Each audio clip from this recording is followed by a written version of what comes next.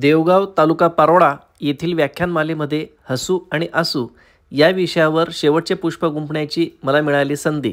उपक्रमशील सरपंच श्री समीर पाटील व शिक्षणाधिकारी श्री विश्वास पाटील यांच्या मार्गदर्शनाखाली आयोजित या व्याख्यानमालेला प्रचंड प्रतिसाद मिळतो। व्याख्यानाला सुरुवात केली आणि गावकऱ्यांची प्रचंड उपस्थिती या व्याख्यानासाठी होती।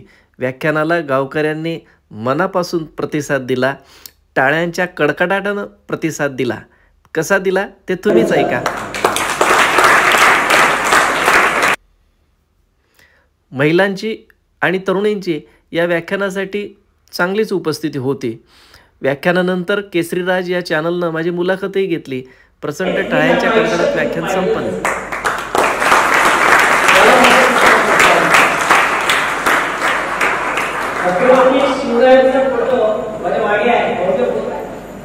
म्हणजे या गावाचा आदर्श इतर आजूबाजूच्या गावातल्या लोकांनी घ्यावा। कीर्तन परंपरा सगळीकडे होतातच, पण व्याख्यानमालेकडे आता वळलं पाहिजे।